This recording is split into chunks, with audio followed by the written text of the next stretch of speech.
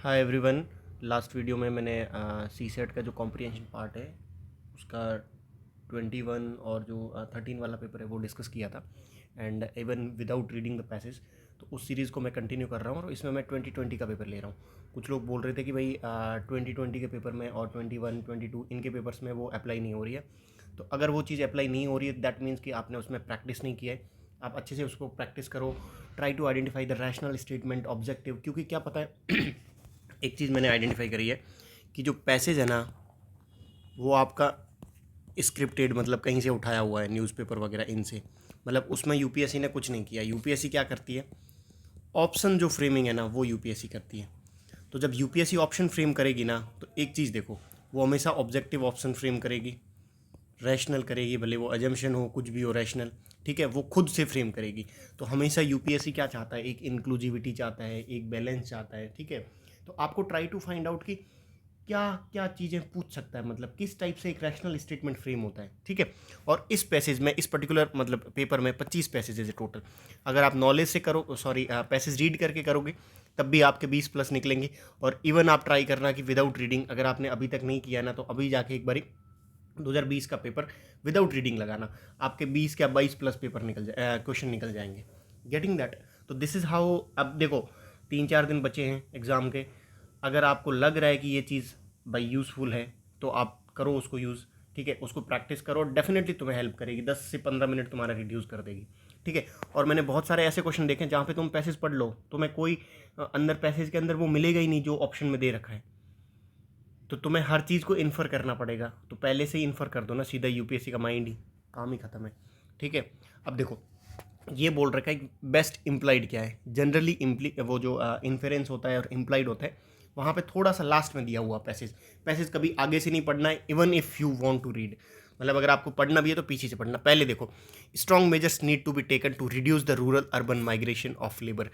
क्यों करेंगे भाई रूरल अर्बन माइग्रेशन?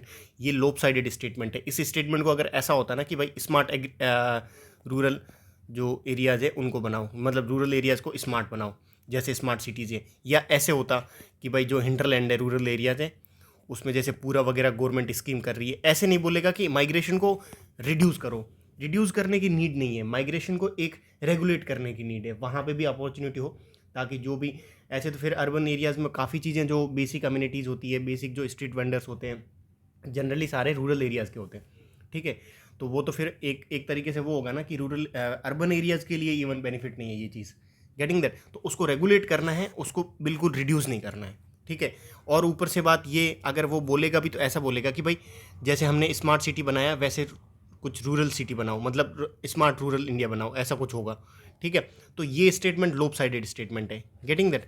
इसको समझो, आप ट्राई करो कि कौन सा स्टेट हट सकता है, कौन सा स्टेटमेंट, और कौन सा स्टेटमेंट ऐसा है जो इरेशनल है, लोप साइडेड है, बैलेंस्ड नहीं है, ठीक है। The working condition in the construction and the unregistered manufacturing needs to be improved. हो सकता है कि यार जो वर्किंग कंडीशन है वो इम्प्रूव्ड हो, एक बार इसको डाउट में रख लो। Service sector has been reducing the problem of unemployment. ये तुम्हें पता है कि इंडिया का सर्विस सेक्टर कहाँ रिड्यूस कर रहा है। आपको जीएस वाला नॉलेज यूज़ करना है, मैं नहीं बोल रहा हूँ कि कुछ दूसरा नॉलेज यूज़ करो। जो जनरल स्टडीज़ में तुम्हें पढ़ा है, जो चीज़ पढ़ी है उसको यूज़ करो, ठीक है। अब देखो, increase social sector spending is imperative for large scale job creation. ये स्टेटमेंट अच्छा है। क्यों अच्छा है? सोशल सेक्टर में क्या है, जैसे हेल्थ है, एजुकेशन है, ठीक है, स्किल्स हो गई आपकी, तो इनको करोगे तो जॉब क्रिएशन तो होगी ना। ये स्टेटमेंट बहुत अच्छा और इंटीग्रेटेड फ्रेम्ड है, लेकिन दूसरा भी ठीक लग रहा है। अब आप क्या करो, जब एटलीस्ट आप 50-50 में आ गए हो, लेकिन अगर आप थोड़ा प्रैक्टिस के बाद है ना आप सीधा उसमें आ जाओगे कि जो इम्प्लाइड चीज़ होगी ना वो हमेशा रैशनल होगी और जो प्रॉब्लम ओरिएंटेड होगी। जैसे अभी क्या हो रहा है, मतलब दिस बी ऑप्शन, और अगर डी ऑप्शन को तुम वेटेज करोगे ना तो जॉब क्रिएशन और लेबर मार्केट में D option is the most suitable one. But फिर भी आप एक बार देख लो लास्ट के पैसेज। पैसेज कैसे पढ़ना है, जैसे यहाँ से पढ़ना है, मतलब एक पैरा से लास्ट वाला पैरा उठाना है। ओनली दो sector that drive domestic demand such as health and education can comfortably fill the other half. अब अदर हाफ क्या है आपको नहीं पता, एक स्टेप और ऊपर चले जाओ। India will need 24 million or so jobs over the next decade. The new sector e-commerce can be best close only half of the gaps. मतलब वही है जॉब क्रिएशन वाला। दूसरा गैप कौन कर सकता है? हेल्थ है, एजुकेशन है, ठीक है। अब देखो डी में देखो आप कितनी वो एक अच्छा फ्रेम्ड स्टेटमेंट है कि यार तुम अगर सोशल सेक्टर पे स्पेंड करोगे तो लार्ज स्केल जॉब क्रिएशन हो सकती है। यही तो बात बोल रहा है इस लास्ट पैरा में, गेटिंग दैट। तो अब आपका ये पैसेज अराउंड 1 मिनट लेगा, लेकिन आप क्या कर रहे हो ना, एक डायरेक्शन के हिसाब से जा रहे हो, रैंडमली नहीं जा रहे हो। बी हट गया, डी आ गया answer. This is the most beautiful, मतलब एक अच्छा ऑप्शन है, अच्छा वे है कि आप पैसेज को अप्रोच करो, क्योंकि पैसेज पूरा पढ़ोगे इतना टाइम लगेगा। ये तो चलो फिर भी छोटा पैसेज है, बहुत सारे पैसेज होंगे जो बड़े भी पैसेज होंगे, तो उनको मत पढ़ो। I would advise you to go without the passage, ठीक है। ये हो गया। यहाँ पे देखो फॉलोइंग अजम्पशन, अजम्पशन हमेशा ऑब्जेक्टिव होगी, रैशनल होगी, और एक साइंटिफिक अजम्पशन होगी, ठीक है। State should have some institution, हो सकता है some institution to ensure its appropriate role in the digital society. सही तो बात कर रहे हैं ना कि अभी क्या हो रहा है, डिजिटल सोसाइटी, डिजिटल इंडिया वगैरह, ये सारा जो डिजिटल गवर्नेंस है, डिजिटल इकोनॉमी है, सब कुछ डिजिटलाइज हो रहा है, ठीक है। इस डिजिटलाइजेशन में स्टेट का कुछ रोल होना चाहिए, पहला स्टेटमेंट लग रहा है, ठीक है। State should ensure that private parties do not violate the rights of the citizens. सही तो बात कर रहा है कि स्टेट की ड्यूटी है भाई, इसको दोनों को अभी लीनियंट रखते हैं।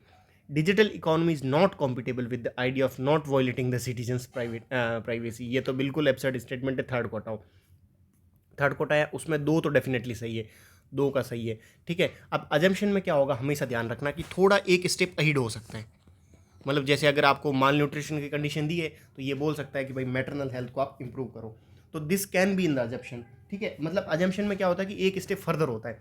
अगर आपको नहीं भी पता, आप पैसेज भी पढ़ोगे ना, तो इसमें आपको इतना डायरेक्टली हिंट नहीं मिलेगा कि भाई स्टेट का कुछ रोल हो, लेकिन आप फिर भी एक बार लास्ट पैसेज से स्टार्ट करना, यहाँ से कर लो। जैसे the role of state therefore is not just to abstain from the preventing rightful free expression, but also to actively ensure that private parties are not able to block it. अब ये एक तरीके से अगर तुम दूसरे वे से देखोगे, तब यही तो बोल रहा है ना कि इन सबको करने के लिए, मतलब फ्री एक्सप्रेशन और राइट टू प्राइवेसी को प्रोटेक्ट करने के लिए, उनके पास कुछ तो इंस्टीट्यूशन होना चाहिए ना। अब ये पर्टिकुलर इंस्टीट्यूशन वर्ड आपको कहीं नहीं मिलेगा, लेकिन ये है कि आपको ये ध्यान रखना, अजम्पशन में एक थोड़ा वे आइड होता है।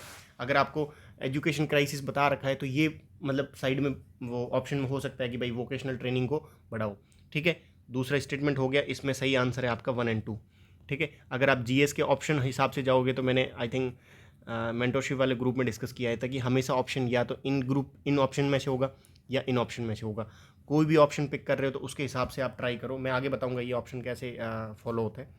इस क्वेश्चन में देखो, इन्होंने बोला, देखो क्या वर्ड है, लॉजिकल और रैशनल इन्फेरेंस है, ठीक है। Reverse and other wetland should be protected under Ramsar convention, already हो रहे हैं, कोई इशू नहीं है।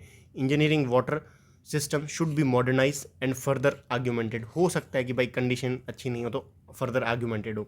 Wetland needs to be reinforced as more than just open source of water. इसका मतलब क्या होता है, आप मेरे को थोड़ा सा वेग स्टेटमेंट लग रहा है, बट अभी नहीं। Water supply should not be free of cost so as to prevent its mis use और ओवर यूज, ठीक है। एक चीज़ देखना, ये मैसेज हो सकता है, लेकिन यहाँ पे जहाँ पे यूपीएससी जस्टिफिकेशन दे रहा है ना, वो मतलब मान लो कि गलत है। मैंने हर स्टेटमेंट में देखा है जहाँ पे जस्टिफिकेशन दे रहा है, इतना बोल देना water should not be free of cost, फिर ठीक हो सकता था। लेकिन so as to prevent its mis use और ओवर यूज, जस्टिफिकेशन वाले स्टेटमेंट जनरली गलत होते हैं। अब आप आगे हो, एक तो कि भाई जो इंजीनियरिंग वाटर सिस्टम का जो इंजीनियरिंग है वो इंप्रूव करो, मॉडर्नाइज करो, आर्ग्यूमेंट करो। दूसरा है कि वेटलैंड को जस्ट एक ओपन सोर्स ऑफ वाटर नहीं देखना चाहिए, इंटीग्रेटेड देखना चाहिए।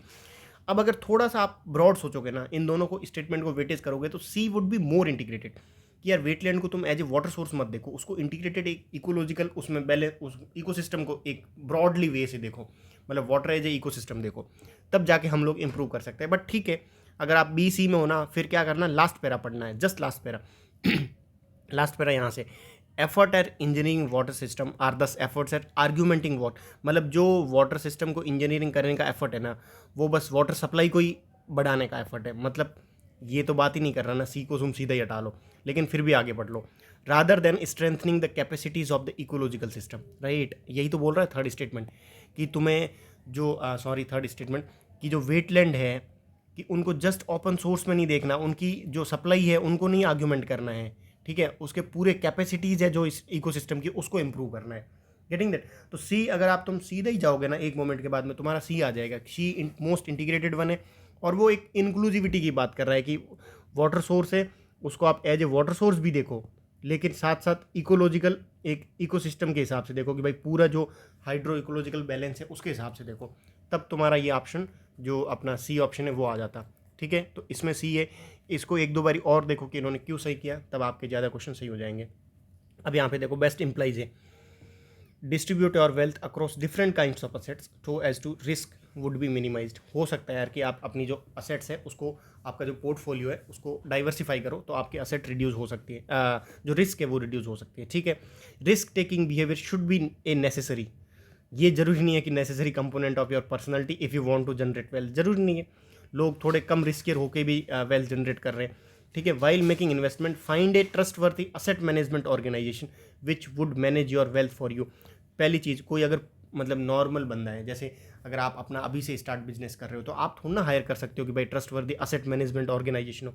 जब आप एक टॉप लेवल पे चले जाओगे, वेल्थ को बैलेंस करना होगा, तब जाके उसकी नीड है, अभी नहीं है। You should know that investing your money is risky business. ये डिस्क्रिप्टिव स्टेटमेंट है। ठीक है, अब तुम ए और डी को वेटेज करोगे ना, you would come to know that कि जो एग्जामिनर का पॉइंट ऑफ व्यू है ना, जो ऑथर का, वो क्या बोलेगा कि भाई तुम्हारा जो, तुम इस पैसेज को पढ़ लेना। तुम अब जाओ कि जब भी तुम्हें दो ऑप्शन मिल जाए ना, तब तुम जाओ बैक ऑफ द मतलब intention of the author. Author क्या बोलेगा, ये बोलेगा कि भाई you should know that investing your money is a risky business. ये सबको पता है ना, आपको भी पता है ना कि अगर आप बिजनेस में मनी लगाओगे तो ऑब्वियसली वो रिस्की बिनोमिना है। ऐसा तो है नहीं कि आपको पता नहीं है। गेटिंग दैट, अब जो भी बंदे शेयर मार्केट में इन्वेस्ट कर रहे हैं उनको पता है कि this is a risky business. लेकिन जो ए ऑप्शन है वो क्या बोल रहा है, distribute your wealth across different kinds of assets so that your risk would be minimised.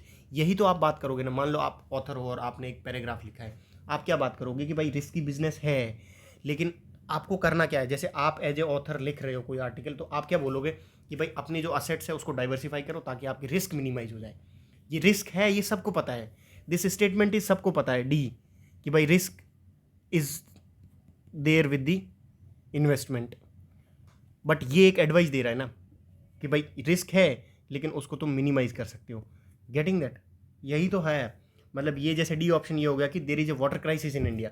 ठीक है, ए क्या बोल रहा है कि अगर तुम वेटलैंड वगैरह है, रिवर को मैनेजमेंट, रिवर का मैनेजमेंट वगैरह है, या फिर मतलब ऐसे बोल सकते हो कि भाई वाटर हार्वेस्टिंग है, वो करो। तब मतलब जो वाटर रिसोर्सेज के जो कंजर्वेशन के एफर्ट्स है वो डाइवर्सिफाई करोगे तो तुम्हारा जो वाटर स्ट्रेस है वो रिड्यूस हो सकता है। समझ रहे हो तुम ए और डी में। एक मोमेंट के बाद तुम्हें ये चीज़ें समझ आ जाएगी, बट इसको समझना है कि ए और डी में तुमने डी को क्यों चूज़ किया है, सॉरी ए को क्यों किया है। क्योंकि ए में एक एडवाइस दे रहा है, डी इज़ द मोस्ट वो है डिस्क्रिप्टिव स्टेटमेंट है, तो डी सीधा ही हट जाएगा।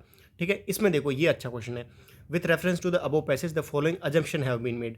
Biotechnology regulation is an evolving process. तुम्हें पता है भाई इवॉल्विंग हो रहा है, पहले कभी मिनिस्ट्री आई थी, फिर रेगुलेटरी बॉडी आई है, फिर कुछ और पैनल वगैरह बने हैं, तो वो एक इवोल्यूशनरी प्रोसेस है। पहला सही है, मतलब ये हटा दो। ठीक है, अब देखो B, participation of people is needed in policy decision regarding biotechnology regulation. यार अगर तुम सीधा देखोगे तो पार्टिसिपेशन ऑफ पीपल, वाई मतलब we need participation of people, एक बार इसको रख लो, हो सकता है कि भाई नीडेड हो सकता हो, पैसेज में बोला हो। ठीक है, biotechnology regulation should take into account, देखो should take into account the socio economic aspect and decision making. हो सकता है, इसको भी डाउट में रखो। अब आओ आप फोर्थ में, wider involvement of the political executive in biotechnology regulation improve it's effectiveness in dealing with the countries trade policies and international obligation. आप बताओ कि वाइडर अगर इन्वॉल्वमेंट होगा एग्जीक्यूटिव का, जरूरी थोड़ा है कि वो बायोटेक्नोलॉजी की जो इफेक्टिवनेस है उसको इंप्रूव कर देगा। ठीक है, ऑलरेडी हो रहा है, मतलब ऐसा तो है नहीं कि भाई पब्लिक हम लोग डिसीजन ले रहे हैं, एग्जीक्यूटिव भी तो डिसीजन ले रहा है, लेकिन कहाँ इंप्रूवमेंट हो रहा है। ऐसा नहीं है कि जरूरी नहीं है कि 100% इंप्रूवमेंट होगा, क्योंकि अजम्पशन हमेशा रैशनल होगा। रैशनल ये बोलेगा कि भाई अगर वाइडर इन्वॉल्वमेंट होगा तो देर इज़ पॉसिबिलिटी कि इफेक्टिवनेस इंप्रूव हो सकता हो, या फिर ये बोलेगा कि अगर तुम पीपल्स पार्टिसिपेशन करो तो पॉसिबिलिटी है कि इंप्रूव हो सकता है रेगुलेशन। तो अपना हट गया फोर्थ भी हट गया, फोर्थ भी हट गया, मतलब 1 और 3 ऑटोमेटिकली आंसर आ गया। 3 क्या है कि biotechnology regulation should take into account the socio economic aspect in decision making. यही तो बात कर रहा है ना कि अगर तुम जैसे जीएम मस्टर्ड का वो अभी लेके आ रहे हो, तो उसमें जो सोशियो इकोनॉमिक है, इकोनॉमिक में जैसे भाई बटरफ्लाई की पॉपुलेशन कम हो जाएगी, इन्वायरमेंटली है, उन सबको डिसीजन मेकिंग में लेके आओ। तो दिस स्टेटमेंट इज द मतलब rational one, third one is. Fourth statement irrational है, इलॉजिकल बात कर रहा है कि जरूरी नहीं है, तो फोर्थ को हटाओगे तुम सीधा लगभग हाँ फोर्थ को हटा दी, तुम्हारा ऑप्शन क्वेश्चन ही बन जाएगा, बी सीधा ही आ जाएगा। एक बार बी टी टैली कर लो। ठीक है, अब देखो बी में, देखो बी इन्होंने क्यों हटाया, मतलब सेकंड ऑप्शन की participation of the people is needed in policy decision regarding biotechnology regulation. यहाँ पे कहीं पैसेज में कहीं बात ही नहीं करी गई होगी कि पब्लिक का पार्टिसिपेशन चाहिए। ये हुआ होगा कि यार एक इवॉल्विंग प्रोसेस है और जो भी सोशियो इकोनॉमिक एस्पेक्ट है या इन्वायरमेंटल एस्पेक्ट है उसको डिसीजन मेकिंग में यूज़ हो। ठीक है, ये हो गया, ईजी था। अब देखो ये क्वेश्चन थोड़ा सा वो है कि बेस्ट इम्प्लाइज ऑफ मतलब क्रक्स क्या है। ठीक है, इस पर्टिकुलर पैसेज का। तो अब देखो precautionary principle is not given the importance. यार ऐसा तो है नहीं कि प्रिकॉशनरी प्रिंसिपल वो इम्पोर्टेंस नहीं देते हैं, ऐसा नहीं है, ठीक है। Biotechnology is not currently used in climate change mitigation, ये भी तुम्हें अपसर्ड स्टेटमेंट हो रहा है कि नॉट करंटली यूज़ हो रहा है। यार ऐसा नहीं है कि जीएम मस्टर्ड क्यों लेके आए, तभी तो लेके आए कि भाई क्लाइमेट चेंज की वजह से उसकी जो क्रॉप की जो यील्ड वगैरह है वो कम हो रही है। जीएम कॉटन क्यों लेके आए, ठीक है, हाँ जीएम कॉटन क्यों लेके आए, ये हो गया। उसके बाद देखो biotechnology's role is not confined to the current priorities of developing GM crops. अब आपको समझ नहीं आया होगा ये स्टेटमेंट, इसको होल्ड पे रखते हैं, ठीक है। द फोर्थ वन देखो, the negative impacts of biotechnology are not properly understood. यार कितनी बार कितनी सारी कमिटीज़ बैठी है, कितने सारे एविडेंसेस है पूरे वर्ल्ड में कि नेगेटिव इम्पैक्ट्स ये है कि जीएम मस्टर्ड का क्या नेगेटिव इम्पैक्ट है कि जो बटरफ्लाई की वो है पॉपुलेशन वो कम हो सकती है, ठीक है। फिर जो पेस्ट रेजिस्टेंस है, पेस्ट है वो रेजिस्ट कर सकता है, ठीक है, एक मोमेंट के बाद पेस्ट रेजिस्टेंस आ जाए, गेटिंग दैट। तो ये सारी चीज़ें प्रॉपरली अंडरस्टूड है, ऐसा नहीं है। अब आप सी को देखो एक बारी, क्रक्स क्या बोल रहा है कि जो biotechnology role is not confined to the current priorities of the developing GM crops. ये थोड़ा वेग भी लग रहा है, तुम्हें समझ भी नहीं आएगा। अगर तुम पैसेज में देखोगे ना तुम्हें यही पता लगेगा कि जो बायोटेक्नोलॉजी का रोल है वो कन्फाइंड नहीं है जो करंट प्रायोरिटीज है डेवलपिंग ऑफ जीएम से। मतलब करंट प्रायोरिटीज यही है क्रॉप वगैरह इन सब में मतलब यूज़ हो, बायोटेक्नोलॉजी का रोल बहुत ब्रॉड हो सकता है, ठीक है। तो ये क्रक्स हमेशा ब्रॉड होगा, और अगर इसको एलिमिनेटली करोगे तब भी ए बी डी हट जाएगा, आपका सी सीधा आ जाएगा, ठीक है। उसके बाद आप आओ जो सबसे वेग स्टेटमेंट हो, थोड़ा मतलब ऐसा होना इंटीग्रेटेड स्टेटमेंट हो, वो जनरली सही होगा। उसके बाद इसमें देखो अजम्पशन है, assumption has to be rational objective one. अब देखो relying on foreign investment in long term is not an economically sound policy. हो सकता है यार कि एफडीआई वगैरह एफपीआई पे लॉन्ग टर्म वो डिपेंडेंस ना हो, ठीक है। अब एक बारी देखो, policies must be undertaken to reduce volatility in the foreign private investment. ये कैसे पॉलिसी ला सकते हो तुम बताओ, मतलब इसका क्या, आप सोचो इसके लिए क्या हो सकता है, रेगुलेशन ला सकते हो, ठीक है। आप क्या कर सकते हो, फॉरेन जो प्राइवेट इन्वेस्टमेंट है उसकी वॉलेटिलिटी को आप कैसे कम कर सकते हो। मतलब आप सोचो अगर आप रेगुलेट लाओगे, मतलब स्ट्रॉन्ग रेगुलेशन लेके आ गए, तो वो क्या होगा, एफपीआई की जो क्वांटिटी है वो कम हो जाएगी, लेकिन वॉलेटिलिटी तो नहीं कम होगी ना, आपके तो हाथ में ही नहीं है। अब एफपीआई अगर कोई एफपीआई जिसको हॉट मनी भी बोलते हैं, ठीक है, तो एफपीआई अगर आएगा तो जरूरी नहीं है कि मतलब उसकी वॉलेटिलिटी तुम पॉलिसीज़ के थ्रू काउंटर कर लोगे, कैसे करोगे। मतलब ये स्टेटमेंट इसको समझो, ये स्टेटमेंट सबसे एक्सट्रीम और सबसे एब्सर्ड स्टेटमेंट है, कोई मीनिंग ही नहीं बना रहा है। तुम उसकी क्वांटिटी को कम कर सकते हो, वॉलेटिलिटी को कैसे कम कर लोगे, उसका नेचर ही वॉलेटाइल है। ये तो ये हो सकता है कि तुम एफपीआई को पूरा ही बंद कर दो, सॉरी एफपीआई को पूरा क्लोज कर लो, या फिर ये हो सकता है कि रेगुलेशन करोगे तो उसकी क्वांटिटी वगैरह उसमें तो कुछ थोड़ा मतलब आप ऊपर नीचे कर सकते हो, लेकिन वॉलेटिलिटी नहीं कर सकते। दूसरा हटा दो, ये हट गया, ये हट गया। नाउ थ्री तो कॉमन है दोनों में, मतलब थ्री को आपको देखना ही नहीं है, बट एक बार ही देख लो, policies must be undertaken to strengthen the domestic private investment. यही तो है कि अगर डोमेस्टिकली जो प्राइवेट इन्वेस्टमेंट है उसको स्ट्रेंथन करो, ये हमारे हाथ में है, लेकिन बी हमारे हाथ में नहीं है, ठीक है। अब फोर्थ वन देखो, public investment should be given priority over private investment. जहाँ पे लोप साइडेड स्टेटमेंट हो ना कि भाई faith should be given priority over the science, या फिर ये हो सकता है कि materialism should be given priority over the spiritualism, ये हो सकता हो। या फिर ये बोले कि economic growth should be given priority over the development, right. या फिर ये बोल सकता है कि mind should be given priority of the heart. तो ये सारे स्टेटमेंट गलत होंगे, ये लोप साइडेड स्टेटमेंट है ये, ठीक है। मतलब दो पोल होते हैं ना, तो यूपीएससी हमेशा दोनों पोलों को वो करेगी, बैलेंस करेगी। ऐसे नहीं बोलेगा कि नॉर्थ पोल पे ज़्यादा फोकस करो, साउथ पोल को छोड़ दो, राइट। तो फोर्थ हटा दो, फोर्थ तो वैसे ही अपना हट गया है, हाँ फोर्थ को देखने की नीड ही नहीं है। अब आओ फिफ्थ में, substantial public investment is in education and health should be undertaken. Assumption में एक स्टेप अहिड होता है, आप देखना अजम्पशन में एक स्टेप अहिड होता है, ये चीज़ ध्यान रखना, ठीक है।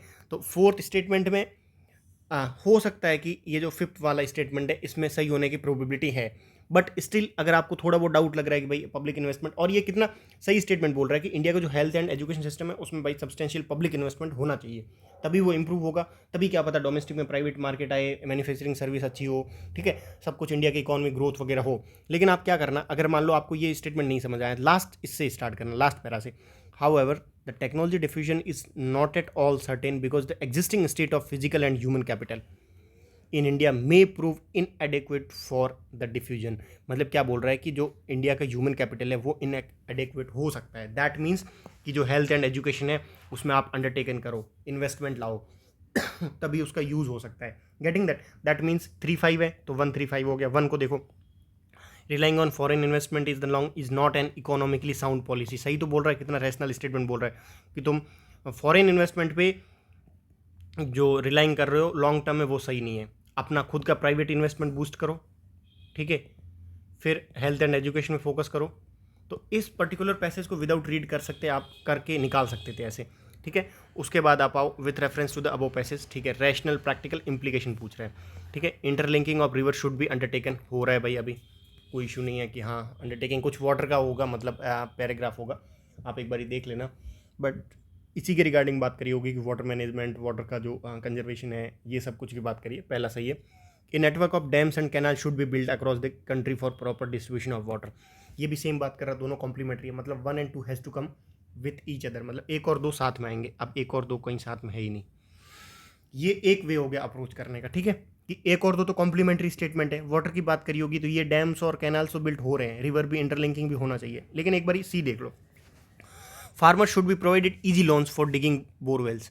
इजी लोन बोल रहा है, इजी लोन मतलब सस्ते लोन दे दो। अगर डिगिंग बोरवेल मतलब बोरवेल वगैरह करेंगे तो उससे क्या होगा, जो ग्राउंड वाटर है उसका एक्सट्रैक्शन बढ़ेगा, उससे क्या होगा, अनसस्टेनेबिलिटी बढ़ेगी। तो जो पैराग्राफ में ऑथर लिखेगा वो ऐसे थोड़ा ना बोलेगा कि भाई इजी लोन दे दो तुम, ये तो ऐसे बोलेगा ना कि जो लोन दे रहे हो, इजी लोन दे रहे हो, उसको कम करो, उसको ख़त्म करो, तभी तो सस्टेनेबली तुम मूव कर सकते हो। इजी लोन की वजह से क्या हो रहा है, तुम बोरवेल डिग कर रहे हो, फटाफट से अपना पानी निकाल रहे हो और उसका दबा के यूज़ कर रहे हो, तभी तो अनसस्टेनेबल वो हो रहा है वे। Getting that.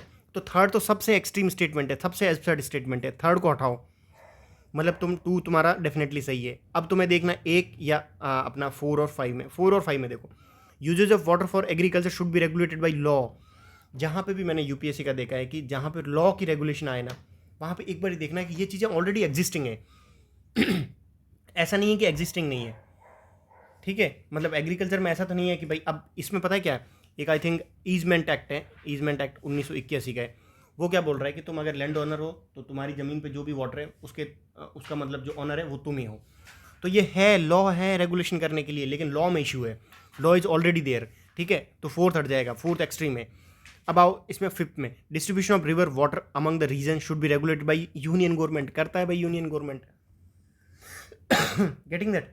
तो 3rd, 4th and 5th statement दो तो एग्जिस्टिंग हो रहे हैं, and 3rd statement totally absurd statement है, क्योंकि 3rd स्टेटमेंट ऐसे बोलेगा ना कि भाई लोन थोड़ा कम दो, या फिर लोन को, ईजी लोन्स को कम करो, या जो बोरवेल वाला सिस्टम है उसको तुम उसको रेगुलेट करो अच्छे से, और उसमें कुछ लॉ लेके आओ जो मतलब एग्जिस्टिंग लॉ में चेंज करो, ऐसे बोलता। Getting that. अगर आपने मेंस का थोड़ा बहुत पढ़ा हो तो आप इन सब स्टेटमेंट को बहुत इजीली से निकाल सकते हो, ठीक है। तो इसमें अपना हो गया ए।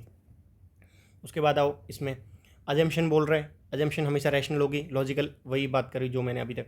देखो, lower tax rates in a country invariable translate into greater investment in higher education. जरूरी नहीं है लोअर टैक्स होगा तो वो इनवेरिएबली, जहाँ पे इनवेरिएबली होगा, अजम्पशन हमेशा रिलेटिव होता है, वो श्योरिटी के साथ नहीं होगा, सर्टेन नहीं होगा, ठीक है, रिलेटिव होगा कि भाई ऐसा करोगे तो हो सकता है, ऐसा हो सकता हो।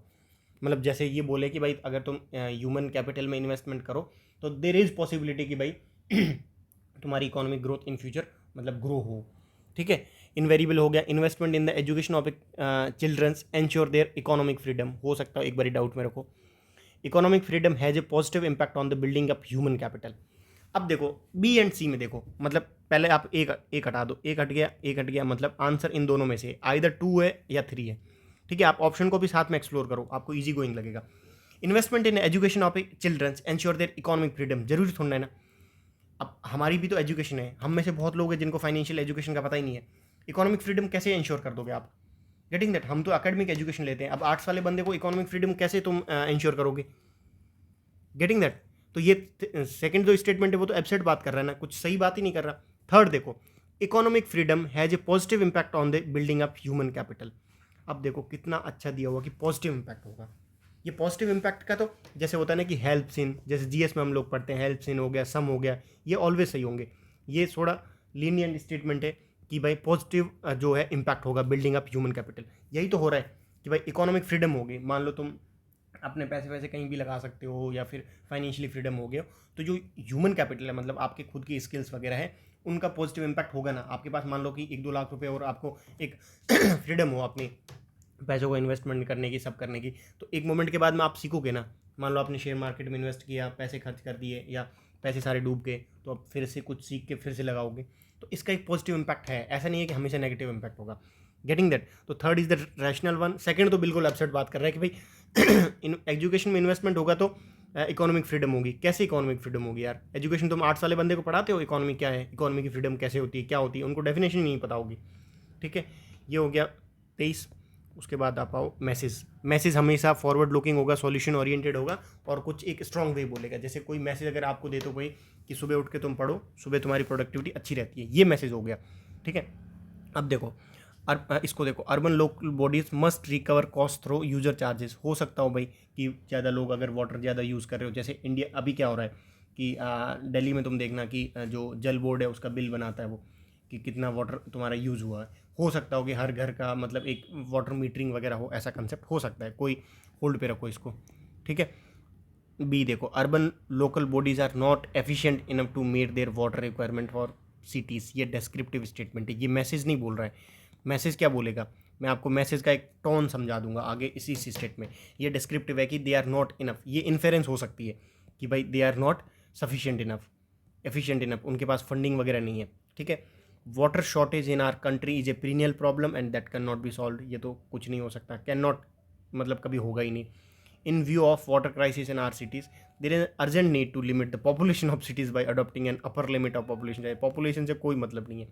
ठीक है, अब एक घर में एक बंदा हो, मान लो 1 बकेट यूज़ करता हो पानी की, और उधर मान लो 5 बंदे हो, 5 बकेट यूज़ करते हो, और उधर एक फैमिली में एक बंदा ही है और वो खुद ही 5 या 10 बकेट यूज़ करता हो, तो पॉपुलेशन की वजह से तुम जो वाटर का यूज़ है वो लिमिट नहीं कर सकते हो। ठीक है, तो उससे क्या आ गया कि डी स्टेटमेंट अपसेट स्टेटमेंट है, हटा दो सीधा। वाटर सोर्सेज, ये तो बिल्कुल अपसेट है, ये डिस्क्रिप्टिव स्टेटमेंट है, बता रहा है भाई, तो मैसेज नहीं दे रहा है, नहीं तो बता रहा है। तुम किसी को बता रहे हो कि भाई यूपीएससी थोड़ा टफ है, हार्ड वर्क करोगे और स्मार्ट वर्क करोगे तो सिलेक्शन हो जाओगे। ये एक तुम किसी को बता रहे हो कुछ, लेकिन तुम मैसेज क्या दोगे कि तुम्हें ये काम करना पड़ेगा, या फिर तुम सुबह उठ के कब पढ़ो, प्रोडक्टिव हार्स में पढ़ो। मतलब मैसेज का आप टोन समझ रहे हो, मैसेज हमेशा फॉरवर्ड लुकिंग होगा। अब ए में देखो, urban local bodies must recover their cost through user charges. मतलब कुछ ना कुछ ज़्यादा यूजर चार्जेस होगी ना, तभी वो मतलब बोल रहा है कि भाई अपना जो कॉस्ट है वो रिकवर करो। लेकिन एक बारी फिर भी आप लास्ट पैसेज में कंफर्म कर लो, जो लास्ट पैसेज का लास्ट मतलब पैरा होता है ना, उसमें if our cities were rich enough to meet the entire cost water could be delivered free, they are not. ये क्या मैसेज देगा अभी कि भाई वो इतना फाइनेंशियली एफिशिएंट नहीं है, बट मैसेज क्या होगा कि उनकी जो कॉस्ट है वो रिकवर करो। Urban bodies must recover cost through user charges. यही तो बात बोल रहा है ना, लास्ट पैराग्राफ में क्या बोल रहा है कि जो बी स्टेटमेंट है ना, वो लास्ट पैराग्राफ का डिस्क्रिप्शन है कि भाई नॉट इन एफिशिएंट नहीं है इतना इनफ, लेकिन मैसेज हमेशा फॉरवर्ड लुकिंग होगा, मतलब डिस्क्रिप्शन से ज़्यादा होगा एक लेवल पे। ठीक है, तो ये हो गया तुम्हारा ए सही। उसके बाद में आओ, rich cities only can ensure, ये हट गया। Sustainable delivery of water in cities means much more than supplying water to the households. यही तो है यार, लॉजिस्टिक तुम्हें देखना पड़ता है, इंफ्रास्ट्रक्चर देखना पड़ेगा, फिर पूरा मॉनिटरिंग करो, रेगुलेशन करो, ये करो वो करो, एक सप्लाइंग हाउस होल्ड तक नहीं लिमिट है। तो B is the rational statement. ठीक है, मतलब एक इंटीग्रेटेड स्टेटमेंट है, ये हो गया। अब आप आओ अजम्पशन में। Structural and rural transformation is impossible when farms are the mainly small. जरूरी नहीं है इम्पॉसिबल हो। एक good price incentive can trigger investment in the agriculture. हो सकता है कि अगर तुम एमएसपी अच्छा दो तो उसकी वजह से सप्लाई बूस्ट हो सकती है। ठीक है, India needs to build value chain for high value agri products like livestock and horticulture. हो सकता हो। बी तो देखो ए तो पक्का रॉन्ग है और बी पक्का सही, मतलब 2 पक्का सही है, 2 पक्का सही है। अब 4 और 3 में 1 हो जाएगा। मतलब तुम समझ रहे हो ऑप्शन को कैसे हम लोग वो कर रहे हैं, टैली कर रहे हैं साथ साथ में। Higher global prices of agriculture commodities are essential for India's poverty reduction. देखो जरूरी नहीं है एसेंशियल हो, और भी चीज़ें हो सकती है। ठीक है, एसेंशियली है, इनवेरिएबली है, ये एक्सट्रीम स्टेटमेंट है। ठीक है, तुम्हें आइडेंटिफाई करना आना चाहिए कि अगर हायर कमोडिटीज़ प्राइस हो मान लो, और इंडिया इतना एक्सपोर्ट ही ना करे, तो उससे पॉवर्टी रिड्यूस कैसे हो जाएगी? और वो एक वे नहीं है, और भी वे है। एग्रीकल्चर को डाइवर्सिफाई करो, बहुत सारे वे है जिससे तुम्हारा जो पॉवर्टी है वो रिडक्शन हो जाएगा। 4th हट गया, 4th हटते ये हट गया, एंड 2 एंड 3 आ गया, 2 एंड 3। अब देखो 2 एंड 3 में क्या है, India needs to build value chain for higher जो वैल्यू एग्रीकल्चर प्रोडक्ट्स है लाइक लाइव स्टोर और हॉर्टिकल्चर, ताकि वो ग्लोबल वैल्यू चेन में इंटीग्रेटेड हो जाए और एक्सपोर्ट बढ़ जाए, क्योंकि इनका उसमें जो प्राइस का जो इंसेंटिव है वो ज़्यादा रहता है बजाय उसके जो लो वैल्यू एग्री प्रोडक्ट्स हैं, ठीक है, ये हो गया। उसमें आओ क्रिटिकल मैसेज, मैसेज हमेशा वही फॉरवर्ड लुकिंग होगा, मैसेज का एक टोन होगा, डिस्क्रिप्टिव स्टेटमेंट नहीं होगा, ठीक है। India should create large scale of farm rural employment to reduce poverty in the near future. Near future बोल रहा है कि भाई आने वाले 10 साल में तुम ये कर सकते हो। एक मिनट इसको होल्ड रखते हैं। India should create a large number of farmer producer companies. उससे क्या होगा, ये तो हमेशा ऐसे हटा दो कि ज़्यादा कंपनीज करने से कुछ नहीं होगा, ठीक है। या फिर ज़्यादा मतलब ये हो सकता है कि किसी की स्किल्स, ये बोल सकता है कि भाई जैसे एक बैंकिंग करस्पॉन्डेंस वाला ऐसे वो पैराग्राफ था, तो उसमें यही था कि ज़्यादा नंबर ऑफ बैंकिंग करस्पॉन्डेंस हो इंडिया में, वो नहीं है। जो बैंकिंग करस्पॉन्डेंट जितने भी है ना, उनकी स्किल्स को आप इनहेंस करो, ठीक है। तो ये हट गया। Private investment in agriculture should be given priority. Same ऊपर वाला स्टेटमेंट, लोपसाइडेड स्टेटमेंट हमने अभी ऊपर डिस्कस किया था कि प्राइवेट इन्वेस्टमेंट वाला, ठीक है। अब आप आओ डी में, inclusive agriculture growth is key to reduce poverty in the near future. अब आप एक ए को कंपेयर करो और एक डी, ए और डी को कंपेयर करो, आप दोनों स्टेटमेंट को।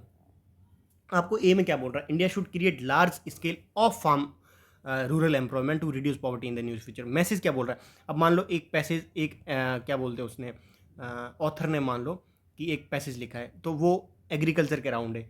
एक वो ओपिनियन दे सकता है कि भाई ऑफ फार्म करो, बाहर करो, लेकिन जो इंटीग्रेटेड या फिर एक रैशनल बंदा ओपिनियन देगा तो वो क्या देगा कि एग्रीकल्चर को ही आप इंप्रूव करो। पहले आप एग्रीकल्चर को इंप्रूव करो यार, 56% लगभग जनता एग्रीकल्चर में इन्वॉल्व है, तो उसको इंप्रूव करो ना, रादर देन तुम ऑफ स्किल करो। Getting that. फिर भी अगर आपको नहीं है तो एक बार आप लास्ट पैराग्राफ का जो लास्ट एंड है वो देख लो। हाँ, बट मुझे लग रहा है कि ज़रूरी नहीं है कि ये चीज़ तुम्हें वहाँ पे मिलेगी। लास्ट पैरा लगभग लगभग यहाँ से देख लो, the net surplus of agri trade around 25 billion in the 13-14, the real farm wages rose by 7% per annum, all this is led to unprecedented fall in the poverty. मतलब एग्रीकल्चर का जो relation है पॉवर्टी से, अगर तुम्हारा veg वगैरह बढ़ जाए या एक्सपोर्ट वगैरह बढ़ जाए तो उससे पॉवर्टी रिड्यूस होगी। मतलब कंसेप्ट तो यही बात कर रहा है। लेकिन ये क्या बोल रहा है कि अब यहाँ पे देखो लास्ट पैराग्राफ से तुमने क्या निकाला कि अगर तुम्हारा एग्री ट्रेड ज़्यादा हुआ या फार्म वेजेस बढ़े तो क्या होगा, unprecedented fall in the poverty होगा। तो दैट मीन्स है कि एग्रीकल्चर को ही इंप्रूव करो, उसका ट्रेड को इंप्रूव करो, उससे वेज बढ़ाओ, एग्रीकल्चर वेज को बढ़ाओ। अब वेज कैसे बढ़ा सकते हो, इंक्लूसिव एग्रीकल्चर ग्रोथ। जब इंक्लूसिव ग्रोथ होगी वुमन मैन सबकी, सेक्टोरल मतलब स्टेट वाइज, तब क्या होगा, is key to reduce poverty in the near future. ये पैसेज कहीं बात नहीं कर रहा ना कि ऑफ स्केल करो। Getting that. लास्ट 3 पैसेज में तुम्हें समझ आ जाएगा कि मैसेज क्या देना चाह रहा है। ये हो गया। उसके बाद आप आओ इसमें, ठीक है। अब देखो ये क्रिटिकल मैसेज बोल रहा है, ठीक है। मैसेज देखो, for introducing any foreign plants into our country the soil and climate condition of that country should be suitable. ये तो ऑब्वियस चीज़ है ना, मैंने यहाँ पे लिखा भी था पहले कि ऑब्वियस है। अगर अब तुम चीता को ला रहे हो अफ्रीका से, ठीक है, तो इंडिया में कंडीशन अच्छी होगी तभी तो लाओगे ना, मतलब ऐसे थोड़ा ना ला सकते हो तुम। तो this is the obvious statement, ये मैसेज नहीं है। Getting that. अब देखो, as a staple food of a country tuber crops like potato can not, ये देखो ये जो एक्सट्रीम स्टेटमेंट होते हैं ना उनको सीधा हटा लो, ठीक है। अब देखो, some of the fungal infection of plants can not be prevented, ठीक है, और stop from spreading across the large area, ठीक है। तीनों स्टेटमेंट इलॉजिकल है, इरेशनल है, हट गए। मैसेज देखो, relying on homogeneous food source is not a desirable. ये क्या बोल रहा होगा, आपको थोड़ा समझो। रिलाइंग मतलब आपने एक जैसे मैंगो उगाया एक फार्म पे, ठीक है, मान लो एक पेस्ट ने पूरा अटैक किया और पूरा मैंगो की जो आपकी क्रॉप थी वो पूरी ही खराब हो गई, पूरा क्रॉप फेलियर हो गया। Getting that. तो मैसेज यही तो बोल रहा है कि होमोजीनियस जो फूड है उस पर आप रिलाई मत करो। जैसे क्या होमोजीनियस मतलब, राइस एक ही वेस्ट बंगाल जो अपना ईस्टर्न पार्ट है वो राइस पे डिपेंड है। मान लो कल को राइस का कुछ क्रॉप यील्ड डाउन चला जाए और बिल्कुल ही राइस वो हो जाए कि प्रोडक्शन ही उसका कम हो जाए, तो क्या होगा। तो यही तो मैसेज दे रहा है ना कि भाई एक होमोजीनियस फूड पे सोर्स पे आप डिजायरेबल नहीं है, क्योंकि फर्दर क्लाइमेट चेंज होगा, जो क्रॉप डाइवर्सिटी है, वो अपनी क्रॉप की जो प्रोडक्शन है वो यील्ड वगैरह है वो कम होगी, ठीक है। तो उसका एक प्रैक्टिकल डिजायरेबल ये नहीं है वे कि तुम होमोजीनियस फूड पे डिपेंड हो। Getting that. तो this is the most easiest अपना ये पैराग्राफ जो पैसेज है, और इसको आप ट्राई करो कि यार आप खुद करो आगे वाले पैसेज, फिर देखना कि मैंने उनको कैसे एक्सप्लेन किया है, ठीक है। यहाँ पे थोड़ा बहुत भी अगर आप देखोगे ना आपको लग जाएगा। लास्ट में देखो, in the spores of the deadly fungus began spreading across the country, destroying nearly all the lumpers in its path. मतलब एक होमोजीनियस फूड था, उसने पूरे पेस्ट ने उसको पूरा ही अटैक कर दिया। द रिजल्टिंग फेमिनाइन किल्ड और डिस्प्लेस्ड मिलियंस। तो यही तो बोल रहा है कि तुम एक पे डिपेंड नहीं हो सकते जो होमोजीनियस फूड है उस पर, क्योंकि एक पेस्ट अटैक आ गया तो तुम्हारा पूरा फसल खराब हो जाएगा। ठीक है, अब आओ 42 पे। ये देखो, India's public distribution should be monitored by, मैंने अभी बोला ये एग्जिस्टिंग है, एग्जिस्टिंग हटा दो, ए हट गया, ए हट गया, ए सॉरी ए हट गया, मतलब 3 और 4 कॉमन है, 3 और 5 सॉरी, ये 5 ये 5 ये 3 ये 3, तो 3 5 अपने आप ऑटोमेटिकली सही हो जाएगा। तुम्हें पढ़ने की नीड ही नहीं है, तुम्हें पढ़ना है 2 और 4। 2 में क्या, girl should be encourage to delay marriage and first pregnancy. ये तो सही तो बात कर रहे हैं, ये तो मतलब मैटरनल हेल्थ की कुछ मैंने पहले ही शायद आई थिंक बोला था कि अगर माल न्यूट्रिशन वगैरह इनकी बात करें तो अजम्पशन में थोड़ा अजम्पशन है, इम्प्लीकेशन वगैरह इनमें एक स्टेप एड हो सकता है। ठीक है, पांचवा देखो, चौथा देखो एक बारी कि the supply of safe drinking water and proper sanitation facility to all should be ensured. तो ये होगा तभी तो उनका माल न्यूट्रिशन वगैरह वो कंडीशन है, एनीमिया वगैरह ये कम होगा। गेटिंग दैट, तो ये तो अच्छी चीज़ें है ना, मतलब ऐसा होता है ना कि girl should not be encourage to, तब हो सकता था। ये दोनों अच्छी चीज़ें हैं और अच्छी चीज़ें यूपीएससी अपने हिसाब से आगे भी देती है। मतलब जैसे तुम जीएस का आंसर लिखते हो तो लास्ट में लिखते हो कि भाई हाँ गर्ल शुड बी एनकरेज, ये कंक्लूजन में या फिर अपने जो पॉजिटिव पॉइंट्स है उसमें लिखते हो, तो उसमें ये भी डालना है। ठीक है, proper supply of safe drinking water and proper sanitation, तो उससे तुम्हारा जो माल न्यूट्रिशन है, जो हंगर है वो कम होगा। ठीक है, तो ये सारे स्टेटमेंट दोनों साथ में आ जाएंगे तो अपना ऑप्शन बन जाएगा 5 और 4, ये बन जाएगा 1 2, ये अपना 2 3 4 5। ठीक है, उसके बाद आप आओ इसमें, इसमें क्या बोल रहे हैं, इन्फेरेंस बोल रहा है। इन्फेरेंस का थोड़ा आप मैंने एडवाइस किया था कि लास्ट पैरा से पढ़ लेना, बट एक बार हम विदाउट पढ़ के करते हैं। Farmers income will be higher with the pulse cultivation than with paddy cultivation. ये श्योरिटी नहीं है। मान लो तुमने पल्स कल्टिवेशन मतलब जैसे पल्स का कल्टिवेशन किया और क्लाइमेट चेंज आ गया है, ठीक है, इसको तुम श्योरिटी के साथ नहीं बोल सकते हो। और कंपेरिजन यूपीएससी हमेशा गलत देता है, एक को कंपेयर कराएगा कि faith should be given priority over science, नहीं। Pulse cultivation causes less pollution as compare to the paddy cultivation. ये हो सकता है कि भाई जो पैडी में क्या हो रहा है, जनरली मीथेन वगैरह इनका पोल्यूशन हो रहा है और भी गैसेज का पोल्यूशन हो रहा है, लेकिन पल्सेस क्या है, एक मतलब एक सस्टेनेबल सोर्स है जो लेग्यूमिनस प्लांट्स है। ठीक है, 2 हो गया सही। थर्ड देखो, pulse stroke can be used. ठीक है, सोइल क्वालिटी ये तो दोनों 2 3 तो डेफिनेटली सही है। एक बार आप ऑप्शन में आ जाओ, 2 3 डेफिनेटली सही है, मतलब 2 3 यही है, ये हट गया, ये हट गया, 2 3 यहाँ भी है। तो आपका सीधा 5 स्टेटमेंट देखना है। ठीक है, फोर्थ देखना ही नहीं है क्योंकि फोर्थ अपने आप ही गलत है।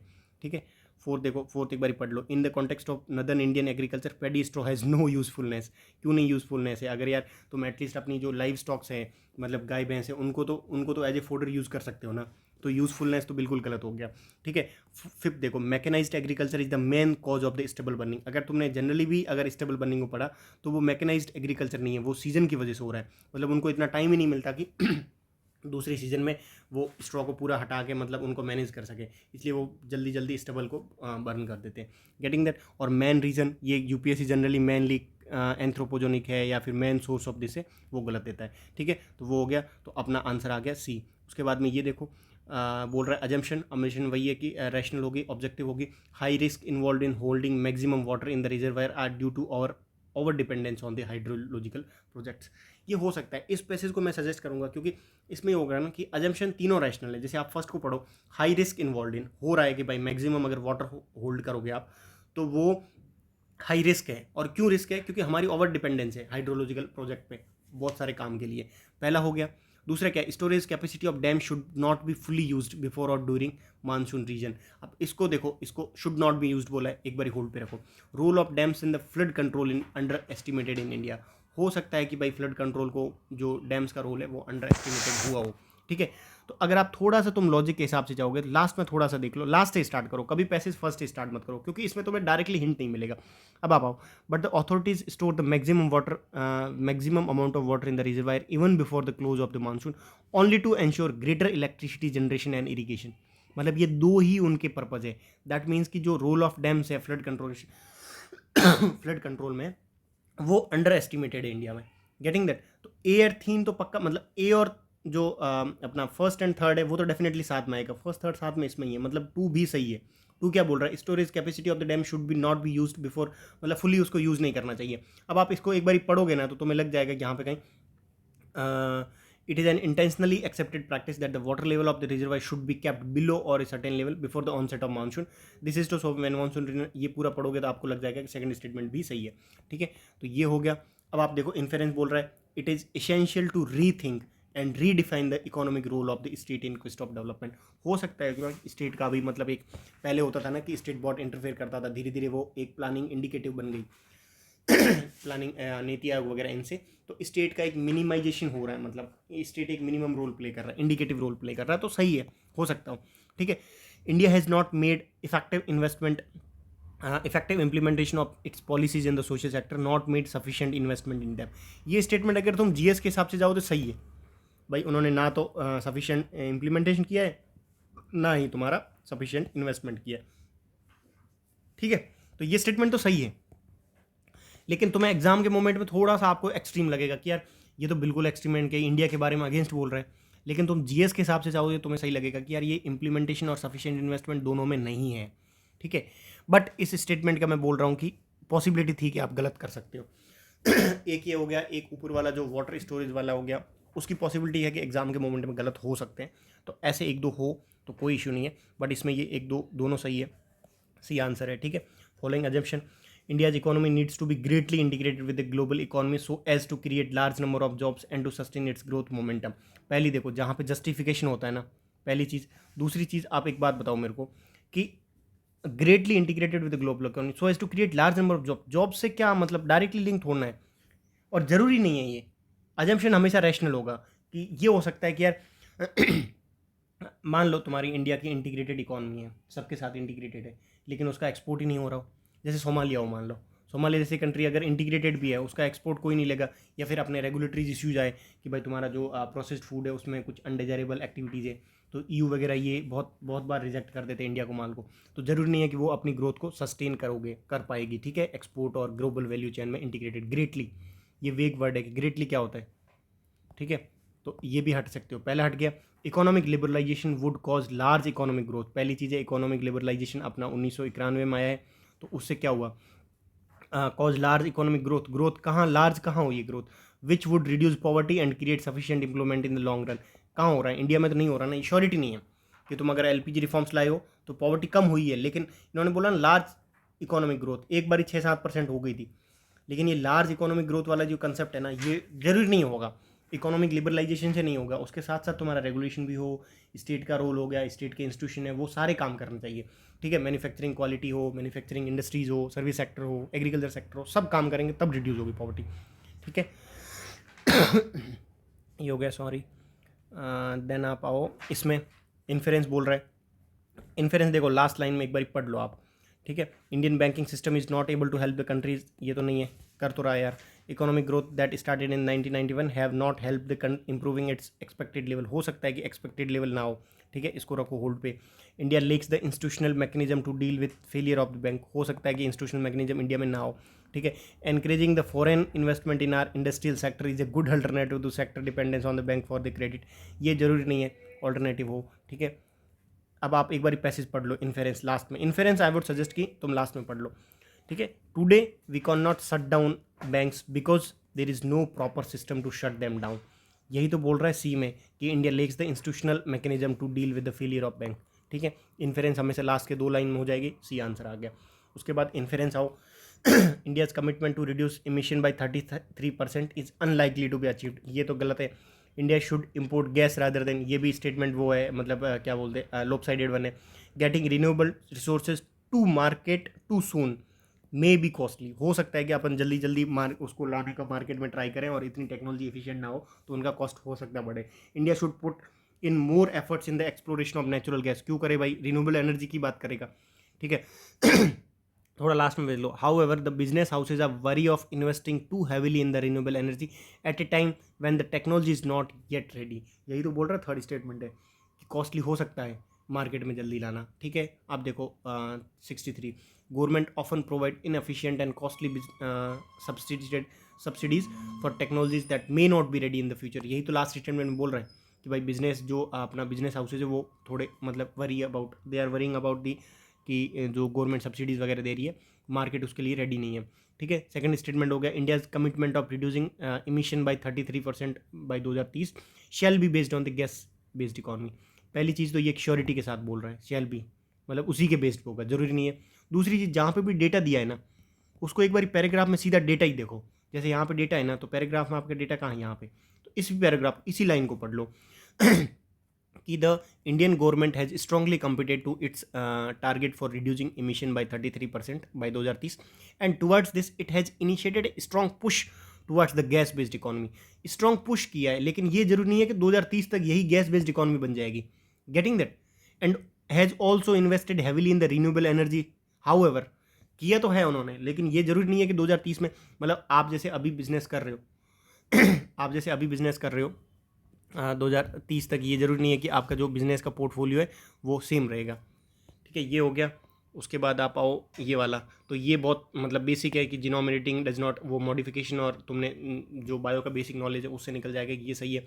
दूसरा भी सही बोल रहा है कि प्रिसाइजली हम लोग कर सकते हैं ऑल्टर। ठीक है उसके बाद आप आओ मैसेज में, in India the dredging network are not separate for, ये हो गया गलत, ये तो बिल्कुल मैसेज हमेशा फॉरवर्ड लुकिंग होगा। Urban local bodies do not have enough resources and legislative authority, यार ये 90 जो 4th अमेंडमेंट आया है अपना जो म्यूनिसिपलिटी एक्ट है उसमें दिया है सब लेजिस्लेटिव अथॉरिटी वगैरह सबको। ऐसा तो है नहीं कि वेस्ट मैनेजमेंट की अथॉरिटी है ही नहीं उनके पास। ठीक है, solid waste management should be integrated with the maintenance of drain and sewerage network, ये देखो मतलब हॉलिस्टिक स्टेटमेंट की बात कर रहा है। Bad management of solid waste and sewerage management by our municipality is the reason for drinking water shortage in the country. ये message नहीं होगा, ये डिस्क्रिप्शन है। ठीक है, मैसेज क्या है कि solid waste management should be used, this is the message कि उसको इंटीग्रेटेडली यूज करो, integrated with the maintenance of drainage and sewerage system, तो हो सकता है। ठीक है, इंटीग्रेटेडली उसको इंटीग्रेटेड यूज करो, तब ये है कि इसकी प्रॉब्लम सॉर्ट आउट हो सकती है। ठीक है अब आप आओ 66 में, मोस्ट लॉजिकल इन्फेरेंस। इसमें देखो स्टेट शैल नॉट, अब आर्टिकल जो 26 है वो आपको पता है ना, वही बस यही पूछ रहा है, पैसेज को पढ़ने की नीड ही नहीं है क्योंकि पैसेज में वही बात करेगा। State shall not interfering with the religious affairs of the citizen, India में नहीं करता। Religious freedom under the constitution is open to state intervention, करता है स्टेट।